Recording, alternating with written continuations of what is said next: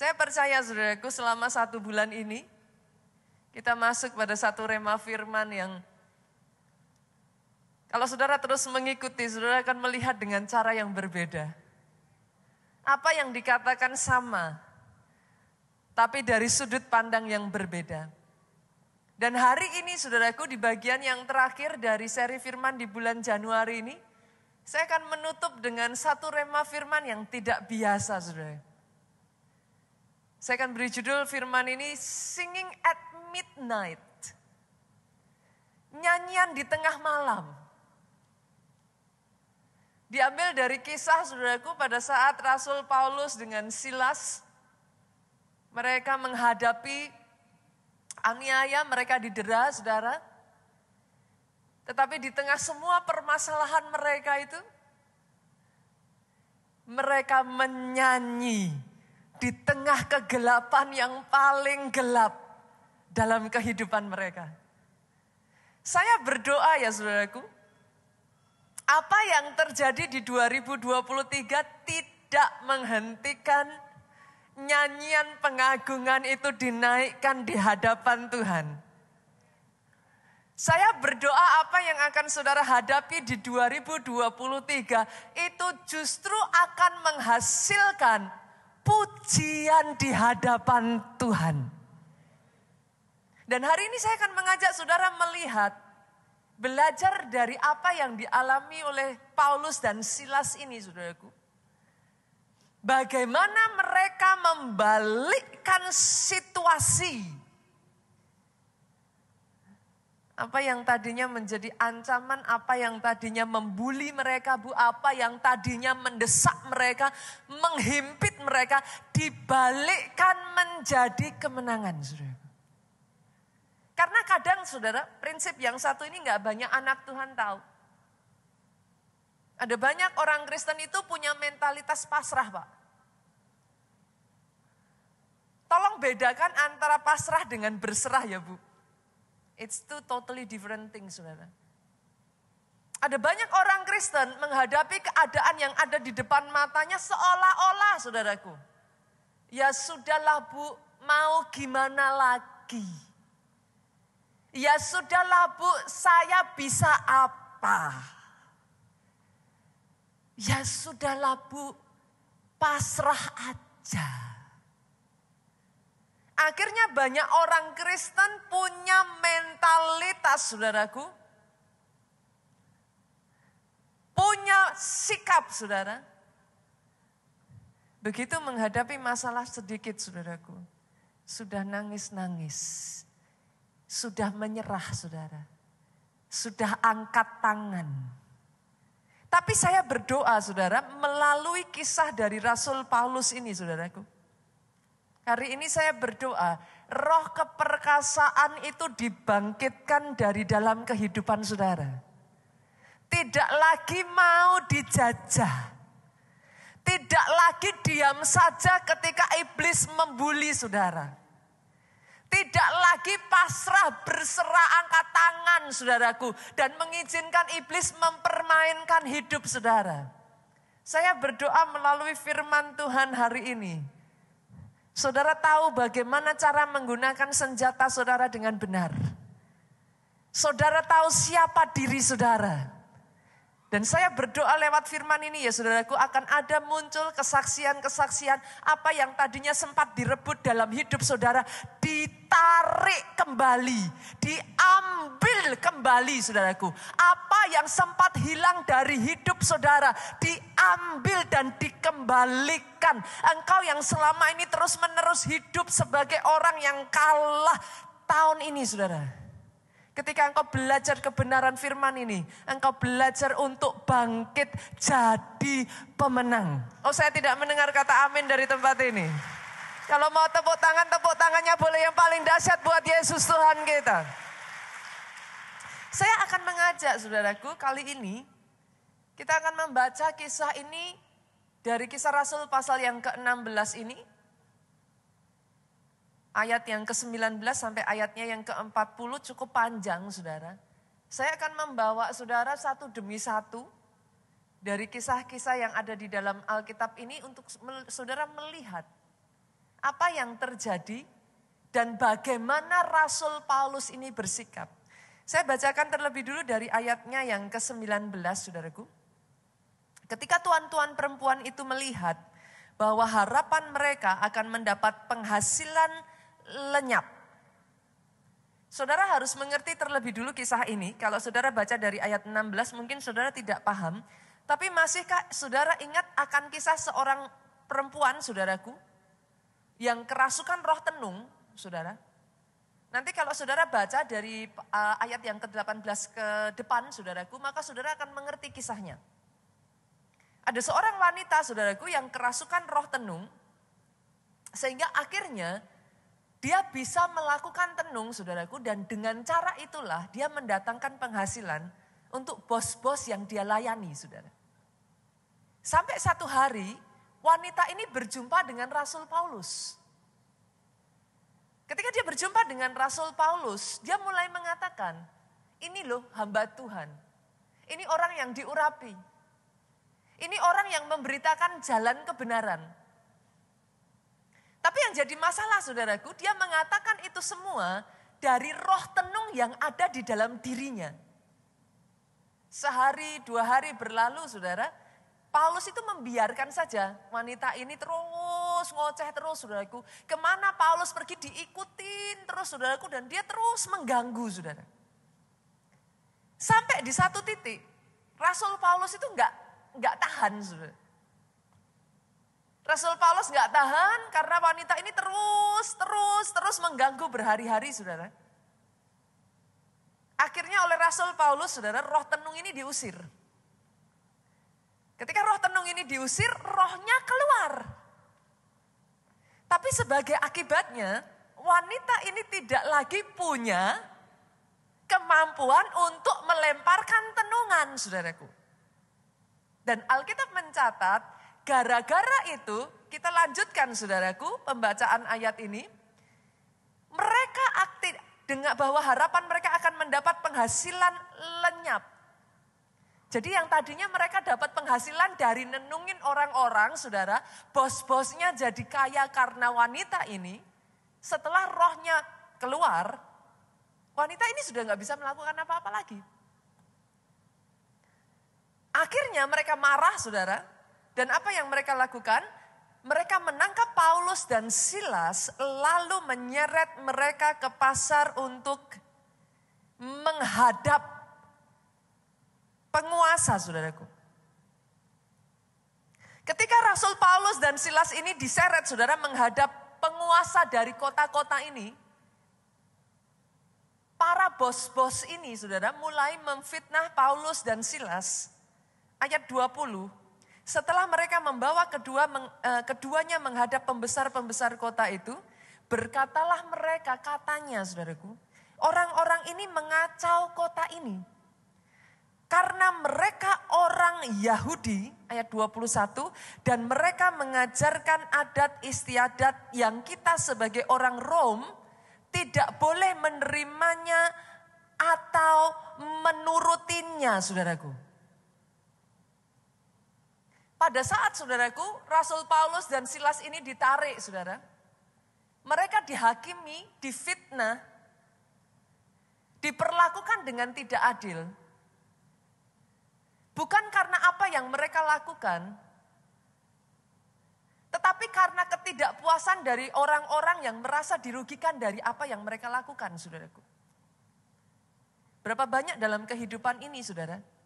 Ada momen-momen di dalam kehidupan saudara, saudara menghadapi hal yang seperti itu. Hidup itu tidak selalu adil, saudaraku.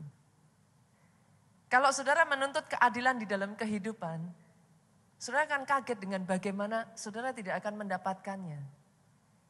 Dalam kasus Rasul Paulus dan Silas ini, they do nothing wrong. Mereka tidak melakukan kesalahan apapun, saudaraku. Mereka difitnah. Mereka dipojokkan, mereka ada di dalam keadaan terjepit. Tapi dengar ini, saudara. Apa yang hari ini saya ingin bagikan kepada saudara, seringkali di tengah keadaan yang terjepit, seringkali di tengah kita ada di dalam keadaan yang seperti ini, saudaraku. Banyak orang Kristen punya mentalitas pecundang, saudara. They are begging. Tapi saya akan menunjukkan kepada saudara, apa yang dilakukan oleh Rasul Paulus dan Silas ini, yang mengubah keadaan mereka begitu rupa, saudara. Saya lanjutkan pembacaan ayat ini terlebih dahulu. Yang tadinya mereka disudutkan, saudaraku. Sekarang para bos-bos ini mulai mengajak yang lain.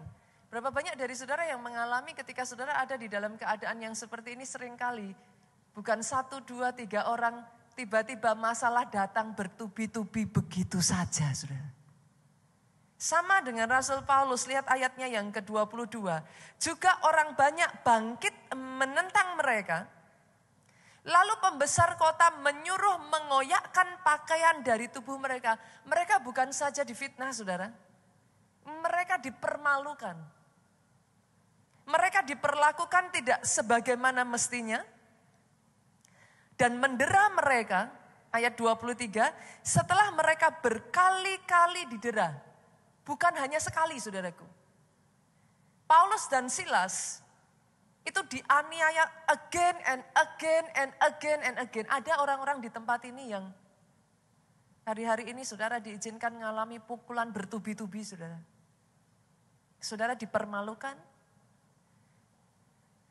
Saudara dihantam dari kanan, saudara dihantam dari kiri. Dan seolah-olah tidak ada yang bisa saudara lakukan. Saya lanjutkan pembacaan ayat ini, saudaraku. Setelah mereka berkali-kali didera, mereka dilempar ke dalam penjara. Kepala penjara diperintahkan untuk menjaga mereka dengan sungguh-sungguh. Mereka sudah ada di dalam keadaan yang terjepit, saudaraku. Mereka tidak berdaya, mereka sudah dimasukkan ke dalam penjara. Mungkin ada di antara saudara itu situasi saudara. Saudara sudah ada di dalam keadaan yang tidak berdaya. Bukan hanya sekedar dimasukkan di dalam penjara, saudaraku. Tapi coba lihat, saudara. Kepala penjara itu memasukkan mereka ke ruang penjara yang paling tengah, saudaraku. Artinya apa? Dipastikan tidak bisa keluar. Dan membelenggu kaki mereka dalam pasungan yang kuat. Kalau saudara jadi Rasul Paulus, kira-kira keadaannya seperti ini, saudaraku. Tengah Rasul Paulus memberitakan Injil out of nowhere. Itu sesuatu yang tidak terduga. Berapa banyak seringkali ketika iblis menyerang saudara, selalu dalam situasi yang tidak terduga, saudaraku. Tidak direncanakan, Pak. Shockingly, Rasul Paulus ini benar-benar kayak tadinya nggak ada apa-apa, dia beritakan Injil aja, saudaraku. Dia hanya menceritakan tentang kabar baik. Tahu-tahu sudah ditangkap, saudara. Dibawa ke pengadilan, saudaraku. Dituduh yang bukan-bukan. Tanpa adanya saksi, tanpa adanya pembelaan, tanpa adanya proses hukum yang jelas, saudaraku. Mereka sudah dikoyakkan pakaiannya. Langsung diadili di tempat, saudara. Mereka langsung disiksa, dimasukkan ke dalam penjara. Saya pengen tanya kepada saudara, kira-kira menurut saudara, secara fisik bagaimana keadaan Paulus dan Silas? Saudara? Mereka itu sudah babak belur. Saudara. Kondisi mereka itu sudah habis-habisan. Tapi bolehkah saya mengatakan ini, saudaraku? Apa yang membedakan pecundang dengan seorang pahlawan? Fisik mereka boleh dihancurkan, tapi itu tidak menghancurkan mental mereka. Fisik mereka boleh kena, saudaraku. Mereka boleh dihancurkan, saudara. Tapi mental pemenang tetap mental pemenang. Mereka tidak goyah. Rasul Paulus tidak tunduk, saudaraku. Mereka tidak menyerah, saudara. Kira-kira loh, saudara, kalau saya mau tanya. Anak jenderal kalau diperlakukan dengan tidak adil, diam saja atau enggak, saudara? Tapi seringkali berapa banyak anak Tuhan selalu mengatakan seperti ini, Pastor, tapi kan saya ini hanya orang kecil biasa. Saya bisa apa? Lihat, saudaraku. Rasul Paulus boleh dihabisi, Pak.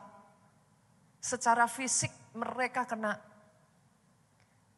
Tapi apakah mereka menangis tertunduk pasrah begitu saja saudaraku. Ayat yang ke-25 saudara. Coba kita lihat apa yang dilakukan Rasul Paulus di dalam situasi seperti itu. Ayatnya yang ke-25. Tetapi kira-kira tengah malam, Paulus dan Silas menangis meratapi nasibnya, berseru kepada Tuhan, mengapa Tuhan kau izinkan semuanya ini terjadi? Betul enggak saudara? Hah? Alkitab kita berbeda? Enggak betul saudaraku. Tapi berapa banyak orang Kristen sukanya begitu saudara? Yang mengerti katakan amin. Pada saat saudara diizinkan menghadapi masalah, berapa banyak seringkali saudaraku, kita tertunduk, kita meratapi nasib kita dan kita bertanya, Tuhan kenapa kau izinkan semuanya ini terjadi? Saya berdoa ya sejak dari hari ini ya saudaraku, saudara boleh diizinkan menghadapi masalah, tapi tidak kena kepada mental saudara. Mental saudara tetap mental pemenang saudaraku. Berapa banyak dari saudara yang menyadari saudara, the moment saudara mengaku Yesus sebagai Tuhan dan Juru Selamat, engkau diberikan kuasa untuk menjadi anak-anak Allah. Pada saat Petrus menghadapi masalah yang ada di depan matanya saudara, coba kita lihat seperti apa mental Paulus. Tetapi kira-kira tengah malam, Paulus dan Silas berdoa, menyanyikan puji-pujian kepada Allah. Dan orang-orang hukuman lain mendengarkan mereka. Saya percaya bukan jenis pujian penyembahan yang menyedihkan saudara. Yang mengerti katakan amin. Mereka tidak menyanyikan lagu Allah mengerti. Allah peduli. No, saudara. Tapi malam itu, saudaraku, mereka menyanyikan lagu pujian pengagungan di hadapan Tuhan mereka. Siapakah Allah yang sepertimu di antara Allah yang lain? Mereka hadapi, saudaraku. Itu sebabnya saudara melihat bagaimana ditulis di dalam Alkitab, saudaraku.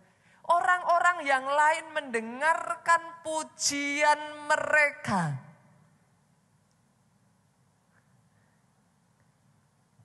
Mereka bukan memuji untuk menghibur diri loh saudara, jangan salah. Tapi mereka menggunakan kuasa di dalam pujian penyembahan Pak, untuk berperang. Yang mengerti aminnya yang paling keras saudaraku. Mereka bukan memuji untuk menenangkan diri mereka. Orang Jawa bilang bukan ngayem-ayem bu. Tapi mereka menggunakan kuasa di dalam pujian dan penyembahan. Di tengah peperangan saudaraku. Rohmu harus berkobar. Rohmu harus bangkit. Di tengah peperangan tidak ada kata menyerah, saudara. Satu titik ini yang banyak tidak dimengerti oleh anak-anak Tuhan, saudaraku. Mereka bukan hanya sekedar memuji, tapi mereka tidak mengizinkan iblis mengintimidasi mereka. Mereka tidak mengizinkan, saudaraku, situasi dan keadaan di sekeliling mereka menghentikan mereka dari memuji-muji Allah mereka. Instead mereka bangkit, saudara. Mereka pakai kuasa pujian dan penyembahan. Mereka tarik kuasa Allah itu turun. Dan lihat apa yang terjadi, saudaraku. Ayat yang ke-26. Pada saat mereka melakukan itu, saudaraku. Ayat ke-26. Akan tetapi terjadilah gempa bumi yang hebat. Sehingga sendi-sendi penjara itu goyah. Ini bukan gempa bumi biasa loh saudara. Saudara harus tahu. Ini peperangan, saudaraku. Dan di tengah peperangan, saudara punya dua pilihan. Saudara menyerah, saudara begging, saudara minta dikasihani, maka apa yang terjadi? Justru engkau dimakan, saudara. Tapi di tengah peperangan, saudara bangkit, menyadari posisi saudara, dan menggunakan senjata yang ada di mulut saudara untuk berperang, saudara. Saya lanjutkan ayat ini, saudaraku. Terjadi gempa bumi yang dahsyat sehingga sendi-sendi penjara itu goyah. Dan seketika itu juga terbukalah semua pintu, terlepaslah belenggu mereka semua, saudara. Paulus lepas, saudaraku. Apa yang tadinya seharusnya menghimpit mereka, apa yang tadinya seharusnya menghancurkan mereka. Tapi sejak mereka menyadari satu prinsip ini, saudaraku. Mereka maju dengan keperkasaan, saudara. Mereka pakai kuasa pujian dan penyembahan. Justru mereka membalikkan keadaan yang harusnya ada di dalam keadaan yang kalah. Mereka keluar menjadi pemenang, saudara. Bukan hanya itu saja, saudaraku. Ayat yang ke-27. Ketika kepala penjara itu terjaga dari tidurnya dan melihat pintu-pintu penjara itu terbuka, ia menghunus pedangnya, hendak membunuh diri karena ia menyangka bahwa orang-orang hukuman itu telah melarikan diri. Tetapi Paulus berseru dengan suara nyaring, katanya, "Jangan celakakan dirimu, sebab kami semua masih ada di sini." Lihat ini, saudaraku. Kepala penjara itu menyuruh membawa suluh. Suluh itu obor, saudara. Lalu berlari masuk, dan apa yang terjadi, saudara, di sini? Apa? Dengan gemetar tersungkurlah ia di depan Paulus dan Silas. Kadangkala dalam kehidupan ini ya, saudaraku, kalau saudara mengizinkan iblis untuk terus membuli saudara, maka terus menerus saudara akan ada di dalam keadaan yang dikasihani. Tapi sejak dari hari ini saya berdoa, saudaraku, belajar menyadari siapa diri saudara di hadapan Tuhan. Engkau bukan anak-anak orang kecil, saudara. Ada di sini bapak ibu yang sudah punya anak, boleh lambaikan tangannya. Bapak-bapak, kalau anaknya disentuh, kalau anaknya berusaha untuk diganggu, saya tanya, Pak, diem aja atau maju, Pak? Sadarkah saudara-saudara ini anak-anak dari Allah yang besar? Yang mengerti, katakan amin. Ketika kau diganggu, saudaraku, Bapakmu yang di surga tidak tinggal diam. Berapa banyak dari saudara kalau di sini ya, saudara? Bola matanya, saudara, biji matanya disentuh, saudara diem aja. Come on, tonjok, saudaraku. Yang mengerti, katakan amin. Tapi berapa banyak dari anak-anak Tuhan tidak menyadari, bukankah saudara ini biji matanya Tuhan? Oh, come on, saudaraku. Seringkali kita sebagai anak Tuhan hanya memahami satu dimensi dari Tuhan, saudaraku. Yes, benar. Dia adalah anak domba. Yes, benar, saudaraku. Tapi jangan pernah lupa, dia juga singa dari Yehuda. Saudara harus menyadari kapan jadi domba, kapan jadi singa, saudara. Saudara betul, jadi domba ikuti, saudaraku, gembala agung saudara. Kemana gembala agung saudara membawa saudara, ikuti, saudaraku. Tapi dengar ini, saudara, jangan pernah lupa. Kalau ada yang main-main dengan kehidupan saudara, kalau ada yang berusaha untuk mengganggu kehidupan saudara, kalau iblis berusaha membuli saudara, iblis berusaha mengintimidasi saudara, jangan jadi domba yang baik, saudara. Pastor katanya kan kita jadi orang Kristen harus mengasihi. Kalau sama iblis jangan mengasihi, saudaraku. Yang mengerti katakan amin yang paling keras. Itu saat di mana saudara bangkit dengan keperkasaan singa dari Yehuda. Saudara kalau main-main dengan yang namanya domba, saudara, lucu sih, saudaraku. Saudara apa sih poking-poking ya, saudara ganggu saudaraku, mungkin lucu Bu. Tapi coba saudara main-main dengan singa. Dengar ini saudaraku.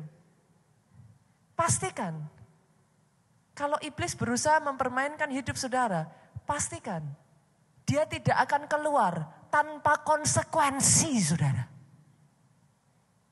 Yang mengerti aminnya yang paling keras. Jangan hadapi masalah dengan mental, oh pastor, kenapa Tuhan izinkan, oh pastor. Rasul Paulus bisa berpikir seperti itu saudaraku. Di tengah gelapnya penjara dia bisa menangis, Tuhan kenapa Tuhan izinkan, kenapa Tuhan gak bela saya. Bukankah saya ini memberitakan Injil, kenapa Tuhan izinkan semuanya ini terjadi. Tapi Rasul Paulus bangkit dengan keperkasaan. Dia mengangkat pujian penyembahan di malam yang paling gelap dalam kehidupannya. Dia memastikan saudaraku. Iblis tidak bisa main-main. Saya berdoa di 2023 jenis kekristenan seperti ini yang bangkit saudara. Jangan izinkan iblis main-main lagi dengan hidupmu saudaraku. Jangan tunduk di bawah masalah saudara. Mulai sadari satu hal ini. Roh yang di dalam engkau. Roh singa Yehuda. Roh yang lebih daripada pemenang. Boleh saudara, masalah itu datang. Yes, untuk sementara kau boleh terpukul. Tapi saya berdoa ada orang-orang di tempat ini yang boleh berkata, 7 kali orang benar jatuh Pak. Tapi dia akan bangkit kembali. Doa saya dari tempat ini. Lahir singa-singa dari Yehuda, saudaraku. Kenapa saudara? Karena kalau enggak saudara, hidupmu akan terus-menerus dipermainkan saudara. Dikit-dikit ngalami masalah Bu, ngek gitu. Saudara boleh ketawa, tapi kenyataannya seperti itu. Dikit-dikit ngalami masalah mundur saudaraku. Dikit-dikit ngalami masalah enggak Tuhan-Tuhanan lagi Pak. Tapi saya berdoa saudaraku. Engkau menyadari satu demi satu masalah yang ada di depan matamu adalah untuk melatih tanganmu untuk berperang. Engkau tahu bagaimana cara menggunakan senjatamu. Pakai mulutmu saudaraku. Pujian dan penyembahan diangkat. Bolehkah saya katakan ini? Mau khotbah juga anaknya saudaraku. Bolehkah mulai hari ini saudaraku? Ketika saudara menghadapi satu demi satu masalah di dalam kehidupan saudara. Pakai kuasa perkataan saudara. Dari mulut ini bukan mempertanyakan siapa Tuhanmu. Dari mulut ini Pak, ucapan syukur tidak henti-hentinya keluar. Tuhan itu baik. Tuhan itu dahsyat. Karena ketika Rasul Paulus melakukan itu, coba lihat saudaraku, apa yang terjadi. Apa yang tadinya mengejar, apa yang tadinya menghancurkan mereka. Coba lihat saudaraku. Ayatnya yang ke-35 saudara. Setelah hari siang, pembesar-pembesar kota menyuruh pejabat-pejabat kota pergi kepada kepala penjara dengan pesan, lepaskanlah kedua orang itu. Kepala penjara meneruskan pesan itu kepada Paulus katanya, pembesar-pembesar kota telah menyuruh melepaskan kamu. Jadi keluarlah kamu sekarang dan pergilah dengan selamat. Tapi saudara lihat apa yang dilakukan Rasul Paulus. Rasul Paulus diam begitu saja saudaraku. Ayat 37. Tapi Paulus berkata kepada orang-orang itu, tanpa diadili mereka telah mendera kami warga negara Rom. Di muka umum, lalu melemparkan kami ke dalam penjara. Sekarang mereka mau mengeluarkan kami dengan diam-diam? Tidak mungkin demikian. Biarlah mereka datang sendiri dan membawa kami keluar. Pejabat itu menyampaikan perkataan itu kepada pembesar kota. Ketika mereka mendengar bahwa Paulus dan Silas adalah orang Rom, maka takutlah mereka, 39 saudaraku. Mereka datang minta maaf. Lalu membawa kedua rasul itu keluar dan memohon supaya mereka meninggalkan kota itu yang tadinya dibuli. Yang tadinya diancam, yang tadinya terjepit, saudaraku. Keadaan dibalikkan.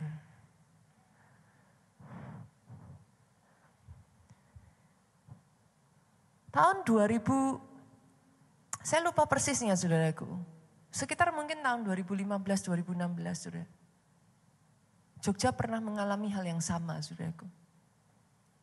Ada satu momen pada saat itu saudaraku, di tengah Pak Jo sedang khotbah saudaraku. Tiba-tiba Jogja itu dari sisi sebelah kanan saudaraku, gedung gereja kita itu terdengar suara keras gubrak gitu saudaraku. Dan api itu menyala begitu besar. Itu sedang di tengah perayaan ulang tahun gereja kita. Saya lupa tahun berapa itu ya. Itu sedang perayaan ulang tahun saudaraku, dan di tengah perayaan ulang tahun itu gereja kita itu terbakar habis saudaraku. Mungkin yang saudara sekarang lihat di Star saudara. Saudara yang pernah ke Jogja saudara tahu. Itu rata saudara. Sudah tidak berbentuk saudaraku, atap sampai atas sudah tidak bisa diselamatkan saudaraku. Itu hancur lebur. Pada saat itu banyak orang mengatakan kepada kami, kapal kami hampir tenggelam, saudaraku. Banyak yang di tengah keadaan itu justru mengatakan kepada jemaat, buat apa ibadah di gereja ini? Sebentar lagi, ayo cepat keluar.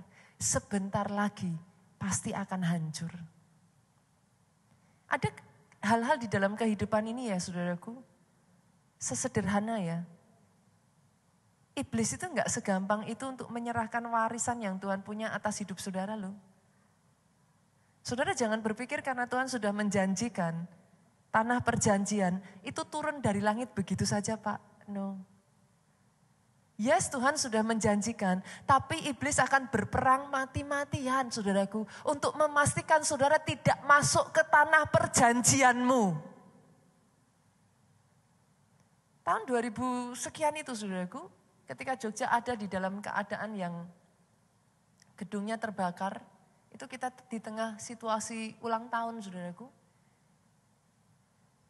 Apakah saya dengan Pak Jo kami, para leader saudara di sana menangis saudaraku? Lalu kemudian kami meratapi, kalau kemudian kami tidak tahu apa yang harus kami lakukan, no. Justru pada saat itu semua terjadi, yang muncul saudaraku adalah roh keperkasaan. Saya bersyukur saya punya leader-leader yang luar biasa di Jogja saudaraku. Mereka tidak menangis, mereka tidak meratap. Mereka bangkit Pak. Hari itu saudaraku, kami langsung menggerakkan jemaat saudara. Hari itu saudaraku, langsung diumumkan ibadah perayaan ulang tahun tidak di-cancel saudara. Digantikan ke tempat kami yang satunya which is masih sangat kecil sekali saudaraku. Tempat yang seharusnya tidak memungkinkan saudara. Langsung diumumkan dan tahukah saudara, keesokan harinya apakah kemudian ibadah di-cancel saudara? No. Hujan deras saya masih ingat sekali saudaraku. Jemaat berbondong-bondong memenuhi tempat ibadah saudaraku. Dalam kondisi yang basah kuyup saudara. Saya tuh sampai enggak enak, saya terjun waktu itu saya masih ingat sekali saudaraku, saya harus menerjemahkan.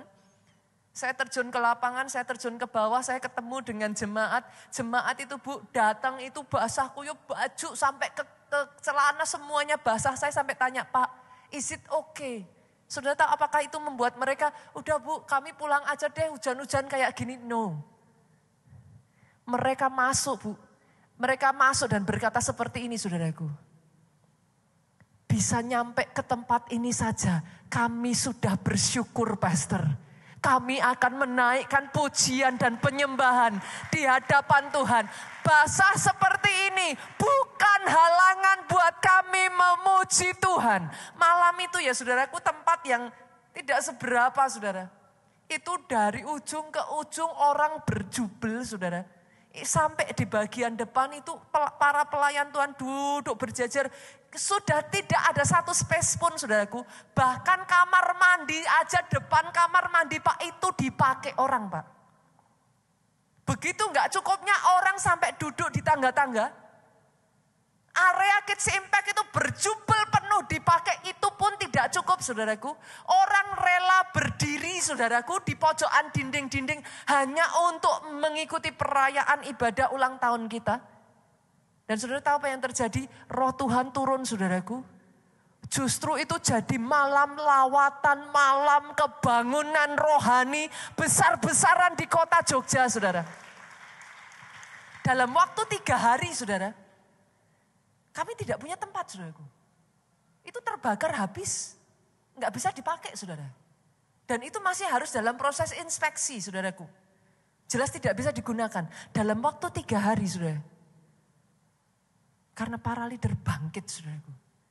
Tidak ada waktu untuk menangis, tidak ada waktu. Saya masih ingat kok, Bu, pada saat itu saya katakan kepada suami saya. Bukan waktunya menangis. Maju. Maju. Ini justru ada revival besar-besaran yang mau Tuhan kerjakan. Bolehkah saya mengatakan kepada saudara, ketika saudara menghadapi masalah, lihat dari kacamatanya Tuhan. Saudara bukan anak orang kecil, saudaraku. Saudara anak raja di atas segala raja. Jangan hadapi sebagai pecundang, hadapi sebagai pemenang. Dalam waktu 3 hari, saudara, Tuhan bukakan jalan. Tuhan izinkan, Tuhan pakai orang-orang yang Tuhan gerakkan, saudaraku. Kami dipinjami tempat yang tidak kalah besarnya dengan gedung gereja kami. Tempat yang tadinya belum siap, diselesaikan dalam 3 hari. Jemaat sama-sama bergotong royong. Ini ada beberapa jemaat Jogja yang hadir di sini, saudaraku. Jemaat itu sama-sama bergotong royong, saudara. Kursi-kursi diangkat. Anak-anak remaja waktu itu saya masih ingat sekali, saudara. Anak-anak remaja pulang dari sekolah, masih pakai baju seragam, masih pakai tasnya di pundak mereka, saudara.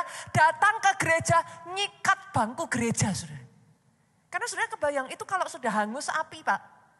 Itu abu itu loh, Pak. Itu nempel di kursi. 3 hari, saudara. Jemaat bergotong royong, saudara. Tidak ada air mata di sana.